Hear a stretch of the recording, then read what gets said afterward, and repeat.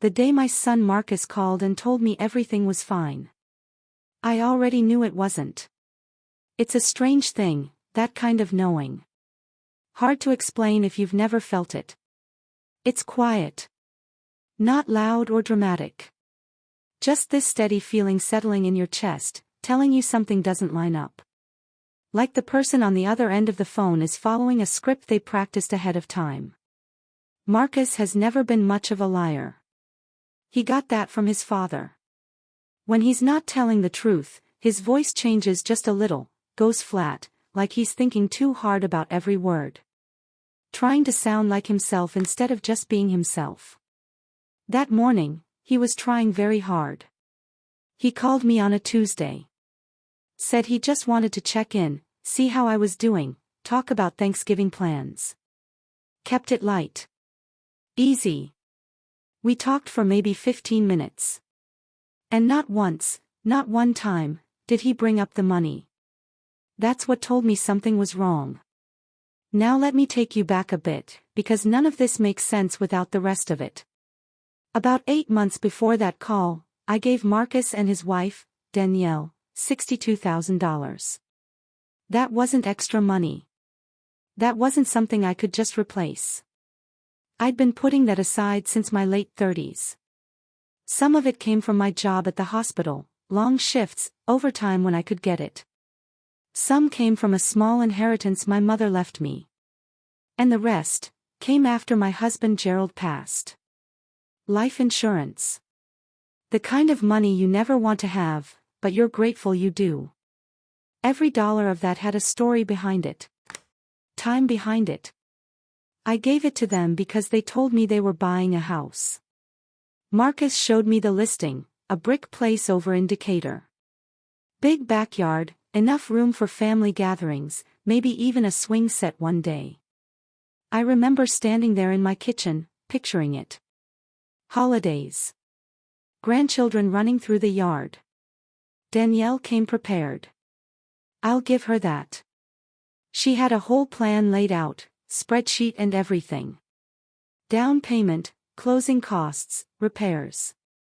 She sat across from me at my table and walked me through it line by line, like she'd done it 100 times before.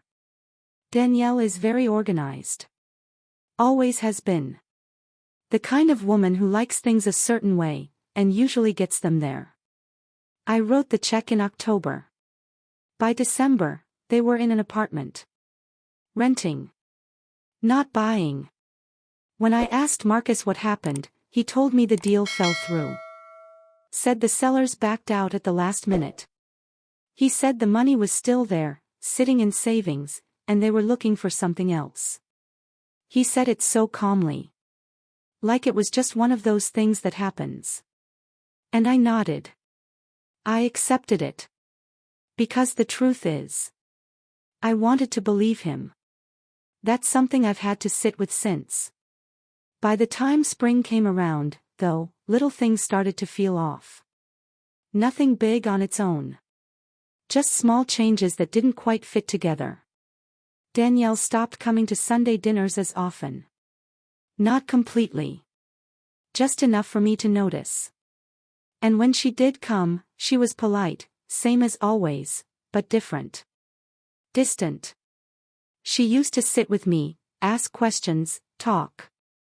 After that winter, she mostly kept to herself, smiling when she needed to, but not much more. I didn't push it. I watched. And then one afternoon, my granddaughter Imani said something that hasn't left me since. She was 12 at the time, smart, observant in that quiet way children can be when they think nobody's paying attention. She looked at me and said, "Grandma, why does Daddy look so tired all the time?" Danielle told him he's not allowed to call you as much. I didn't react. Not in front of her. I just fixed her a plate, asked her about school, kept everything moving like I hadn't heard a thing. But later that night, I sat with those words. Turned them over and over in my mind. Because that wasn't just a child talking. That was a glimpse into something deeper. And for the first time, I started to wonder not just what was going on with the money, But how far in my son already was. I've never been the kind of person to go digging into other folks' business. That's just not how I was raised, and it's not how I raised my boys. A marriage is its own space. What goes on between a husband and a wife, that belongs to them. But what Imani said to me that day, it shifted something. Not because I suddenly learned something new. Truth be told, I'd already been feeling it. But hearing it come from a child, clear as day, no hesitation, that told me whatever was going on had gotten big enough to spill over. Big enough that it couldn't be hidden anymore. That part sat heavy with me. So that evening, I called my sister Roberta. Now Roberta is 4 years older than me, and she has never had a problem saying exactly what's on her mind. Where I might pause and think something through, Roberta will go ahead and say it out loud, plain and simple. I told her everything. What Imani said. The situation with the house. The apartment. The spreadsheet Danielle had brought to my table. All of it. And for once, Roberta didn't interrupt me. She just listened. When I finished, there was a little silence on the line. Then she said, real calm, Evelyn, that money is gone. I told her I didn't know that for sure. She said, you know. And the truth is, I did.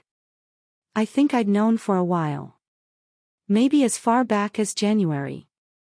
Marcus had called me to wish me a happy new year, and something in his voice that day, it had that same flatness. Same careful tone.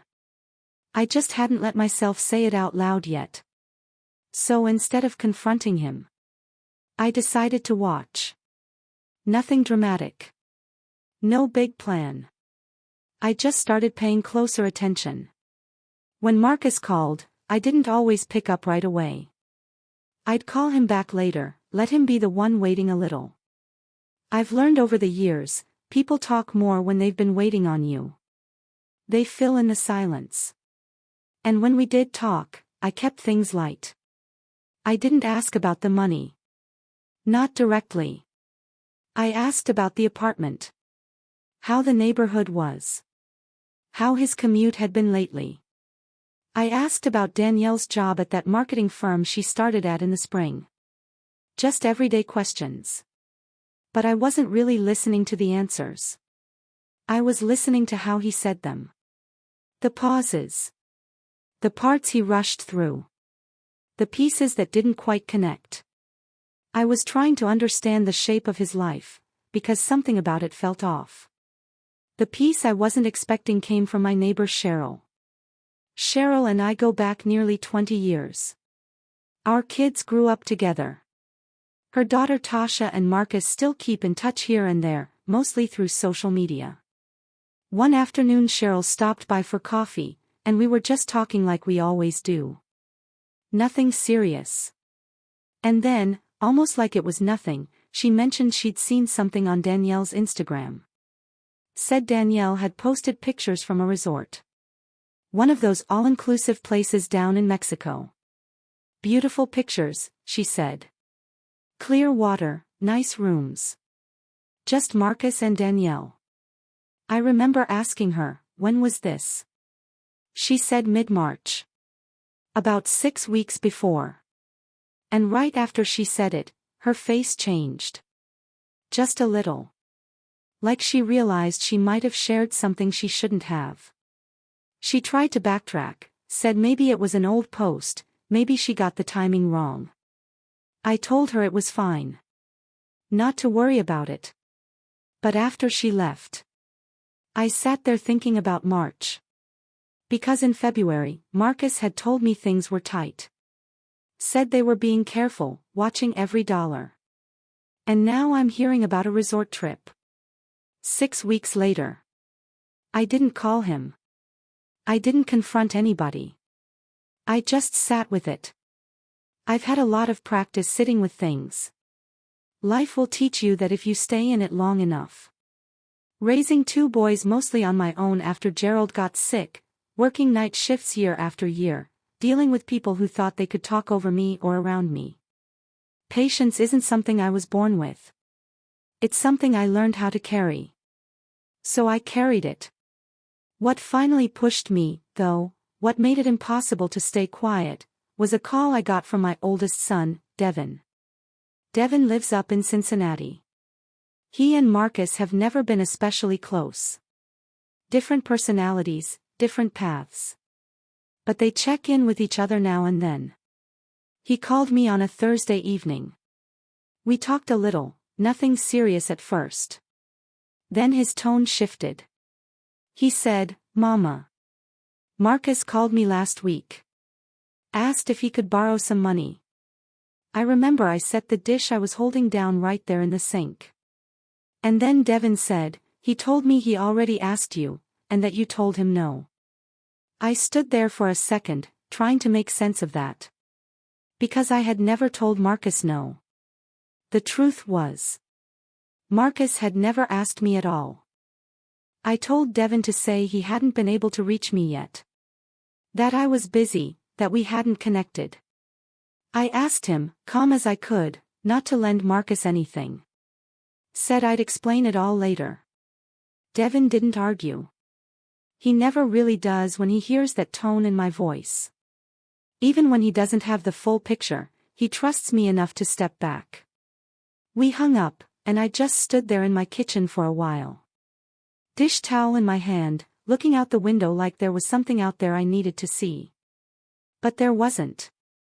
It was all right there in front of me. Because that lie Marcus told Devin, that one was different. The apartment, the trip, the way things had been shifting, I could have found a way to explain those. Told myself a story that made it all make sense if I tried hard enough. But telling your own brother, Mama already said no, when you never even asked. That's not confusion. That's not stress. That's deliberate. That's someone closing a door before you even realize it's open. And it told me something I hadn't fully said to myself yet, that somewhere along the way, a decision had been made. About me.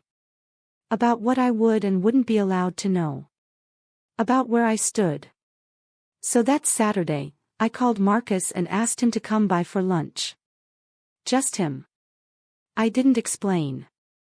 I didn't give him time to prepare anything beyond whatever he'd already been carrying. He showed up a little after noon. Same as always. I had made his favorite, smothered chicken, rice, green beans, cornbread. The whole plate. I wasn't trying to soften the conversation. I just didn't want him walking in already on guard. We sat down, ate, talked like we always do. Nothing heavy at first. He told me about work. I asked about Imani's grades. We even talked about a show we'd both been watching. For a little while, it almost felt normal. But I could feel it sitting there between us. Waiting. After about 40 minutes, I set my fork down and looked at him. I said, "Marcus. I need you to tell me what happened to the money I gave you." He didn't flinch.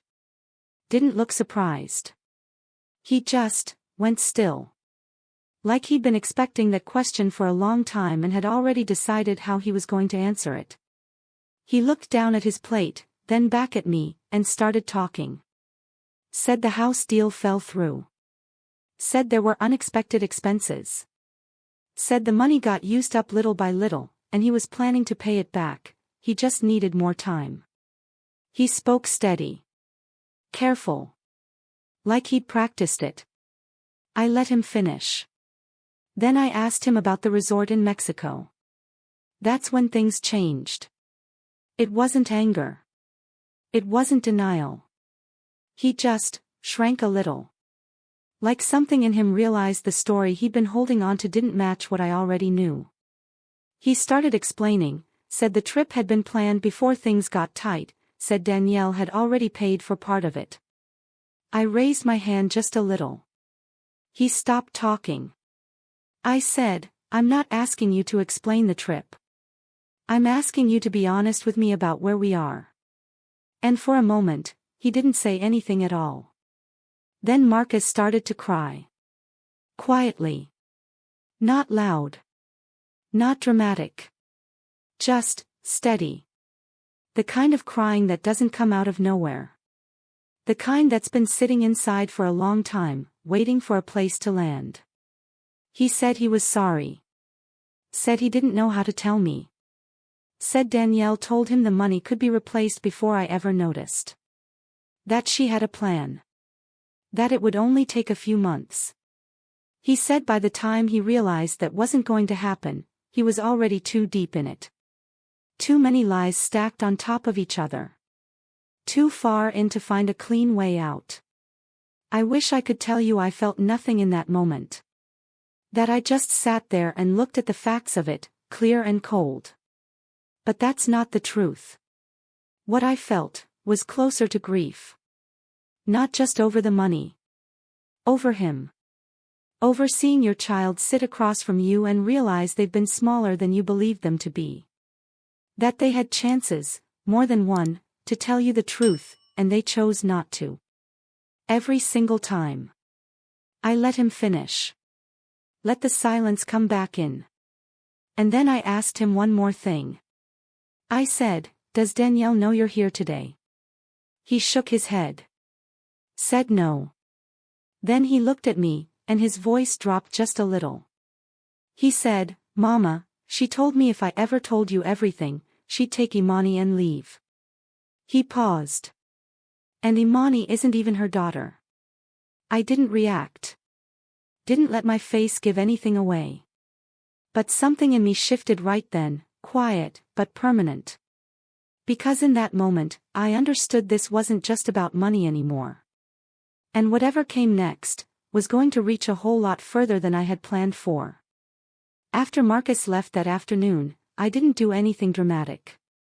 I washed the dishes. Took my time with it. Dried each one, put them back where they belonged. Same routine I've had for years. And then I went and sat down in Gerald's old chair by the window. I don't sit in that chair much anymore. But when I need to think, really think, that's where I go. I stayed there until the light outside faded. Now I want to be honest about how I felt, because people hear a story like this and they expect anger to take over. And yes, I was angry. I'm not going to pretend otherwise. $62,000 is not something you just brush off. That was years of my life. Early mornings, late nights. It was my mother's legacy sitting inside that number. My husband's name tied to part of it. When I let myself think about it that way, the anger was sharp. But it wasn't the deepest thing I felt. The heavier part was realizing that my son had been sitting across from me for months, looking me in the eye, choosing the lie every single time he had a chance to do something different. That part didn't belong to Danielle. That was Marcus. I called my sister Roberta the next morning and told her everything. She didn't hesitate. Said I needed to get a lawyer involved, start talking about restitution, protect myself. And I understood where she was coming from. But I told her to slow down. Because there's a difference between what you have the right to do, and what you actually want to do. And I wasn't ready to make that decision out of anger. She didn't agree, but she respected it. That's always been our way. So I gave myself a few days. Sat with it properly. And then I decided on a few things. First, I wrote everything down. Dates, conversations, the details from that spreadsheet Danielle showed me, when the money was given, what I was told at the time. I needed it out of my head and somewhere solid. Not because I had decided to take legal action, but because I didn't want memory to be the only place it lived. Second, I called Marcus. I told him, plain and simple, that I understood the full picture now. That I wasn't going to pretend I didn't.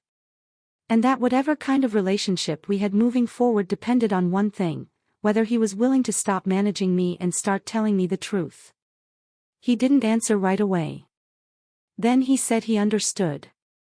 We left it there. The third thing I did was reach out to Imani's mother, Patricia. I kept it light. Didn't pull her into anything that wasn't hers. But I wanted her paying attention. Because when things start to crack inside a home, it doesn't always stay between the adults.